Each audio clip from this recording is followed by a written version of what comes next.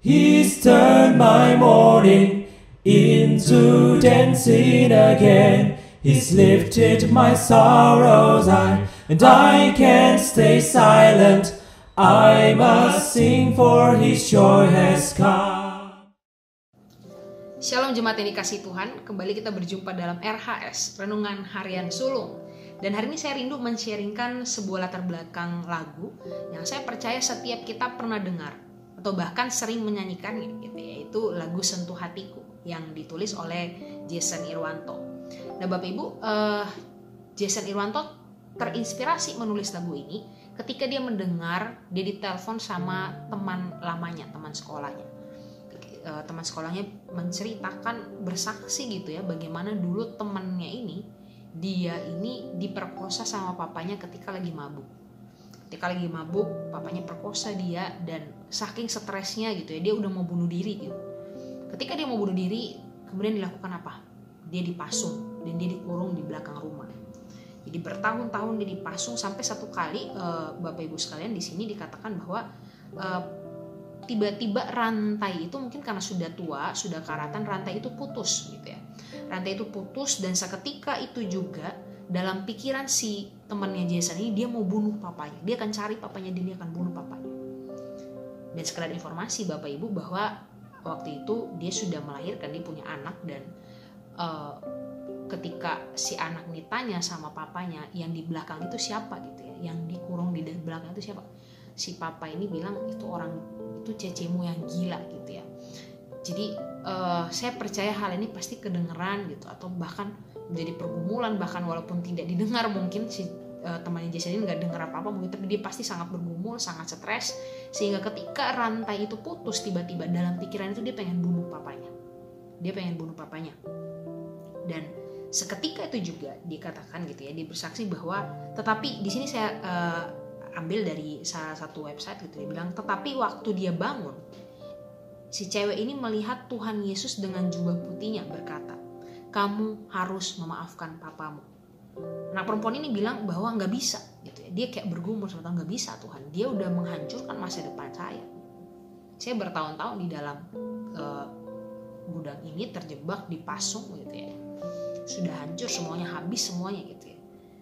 Kemudian di situ sampai pada akhirnya dia menangis, berteriak, sampai karena Tuhan Yesus, dia merasakan Tuhan Yesus itu memeluk dia sambil berkata, aku mengasihimu. Walaupun bergumul, akhirnya anak perempuan itu, temannya si Jason ini, bisa memaafkan papanya. Jadi sebelum papanya meninggal karena stroke, jadi ternyata papanya sakit Bapak Ibu sekalian, papanya sakit, jatuh sakit, sudah tua.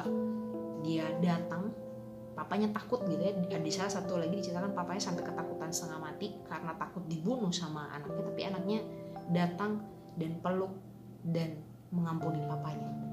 Bapak Ibu, ini satu kisah yang sangat inspiratif dan sangat menggugah, sehingga si Jason ini kemudian bergumul melihat bahwa ya, saya mau menulis lagu ini gitu ya, lagu Sentuh Hatiku. Jadi dia melihat bagaimana Tuhan menyentuh hati temannya ini gitu ya, sampai akhirnya temannya ini diubahkan menjadi ciptaan yang baru yang mau mengampuni. Bapak Ibu, ini bicara soal mengampuni bukan satu hal yang mudah. Saya percaya ini bukan satu hal yang mudah. Ketika harga diri kita diganggu, dirusak gitu ya, ketika hati kita disakiti gitu ya, ketika sesuatu yang terjadi itu melukai, menyakitkan, bahkan membuat kita terampas masa depannya, atau bahkan hidup kita, mood kita kacau gara-gara si Z ini gitu. Bukan satu hal yang mudah ketika kita harus mengampuni. Tapi mari kita sama-sama melihat Bapak Ibu dalam satu bagian firman Tuhan di Matius pasal yang ke-18 ayat 21 dan 22. Petrus tanya, Tuhan harus berapa kali kita mengampuni? Apakah sampai 7 kali gitu ya?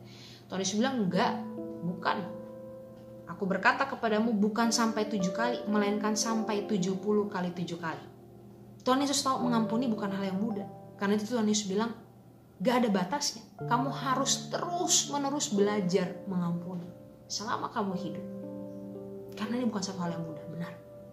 Secara komitmen mungkin kita bilang secara mulut gitu ya, secara komitmen kata-kata bilang saya mengampuni, tapi secara emosi ini bukan satu hal yang mudah, benar. Kita mungkin sudah bilang saya mengampuni, tapi masih terasa berat kalau ingat-ingat waktu itu. Kalau ingat-ingat momen itu, bagaimana dia melukai saya, dia menghancurkan saya. Tuhan Yesus bilang, kamu teruslah belajar mengampuni perlahan-lahan, satu demi satu, langkah demi langkah. Dan Bapak Ibu, di satu bagian firman Tuhan lagi dikatakan di Efesus 4 ayat 32, tetapi hendaklah kamu ramah seorang terhadap yang lain, penuh kasih mesra dan saling mengampuni, sebagaimana Allah di dalam Kristus telah mengampuni kamu. Ini poinnya Bapak Ibu, ketika kita mau mengampuni, Tuhan sudah lebih dahulu mengampuni kita. Bahkan Tuhan Yesus ketika di detik-detik sebelum dia mati Bapak Ibu, kita ingat ketika perkataan diri di atas kayu salib, Bapa ampunilah mereka, sebab mereka tidak tahu apa yang mereka perbuat. Tuhan Yesus tahu ini satu hal yang berat, satu hal yang gak mudah gitu ya. Sangat menyakitkan melihat ciptaannya menyalibkan dia, kurang ajar gitu ya. Tapi dia memutuskan untuk mengampuni, dia tetap mengasihi. Dan saya percaya inilah yang harusnya menjadi titik pijak kita, titik penglihatan kita ketika kita mau mengampuni. Ingatlah bahwa Allah sudah lebih dahulu mengampuni kita. Ketika hal yang menyakitkan itu muncul, marilah kita ingat hal itu. Tuhan pun sudah mengampuni kita ketika kita menyakiti dia. Ketika itulah kita mulai belajar untuk menerima. Walaupun ini saya tidak bilang ini langsung terjadi sekaligus. Ini butuh proses yang panjang, pergumulan kita dengan Tuhan. Sampai titik kita bisa menerima kembali orang tersebut. Ini bukan satu hal yang mudah Bapak Ibu, saya percaya. Tapi biarlah kita sama-sama belajar. Ya, seperti temannya si Jason yang disapa sama Tuhan, yang dia merasakan pelukan Tuhan. Mari kita pun juga minta Tuhan terus sentuh hati kita, ubah hati kita, supaya kita bisa melihat setiap hal yang mungkin buruk yang menyakitkan itu menjadi satu hal yang baik, satu hal yang menjadi ujian bahkan sebenarnya untuk kita belajar mengampuni.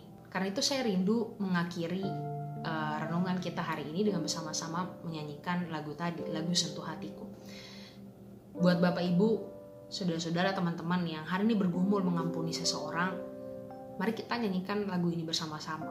Dan biarlah lagu ini jadi doa kita, biarlah Tuhan sendiri yang mengubah hati kita, Tuhan sendiri yang menyentuh hati kita. Dan biarlah di situ kita bisa pelan-pelan melepaskan pengampunan itu secara total. Bukan hanya secara kata-kata tapi juga secara emosi hati kita. Kita bisa memberikan pengampunan.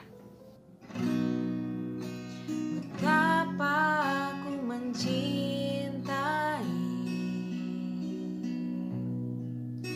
segala yang telah terjadi. Tak pernah sendiri jalani hidup ini, selalu menyertai.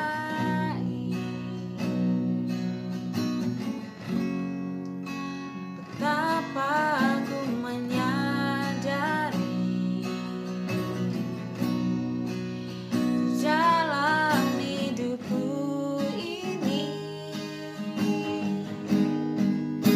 selalu memberi jangan terbaik oleh karena kasih.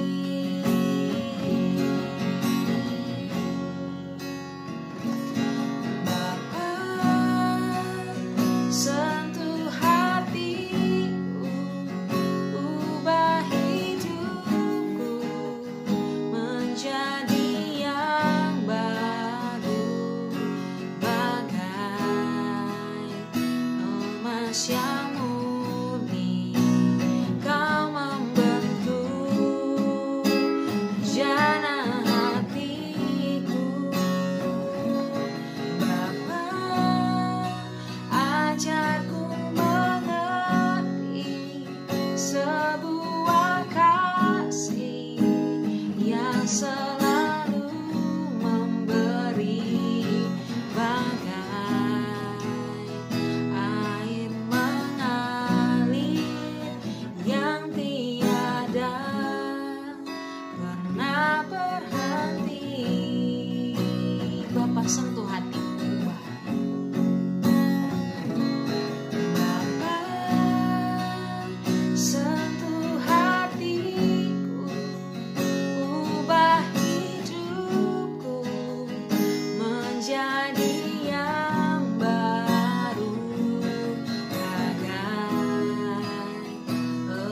tulus yang murni, Kau membentuk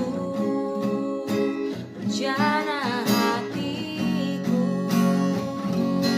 Bapa, ajarku mengerti sebuah kasih yang selalu memberi, bagai air mengalir yang tiada pernah berhenti, bagai air mengalir yang tiada pernah berhenti.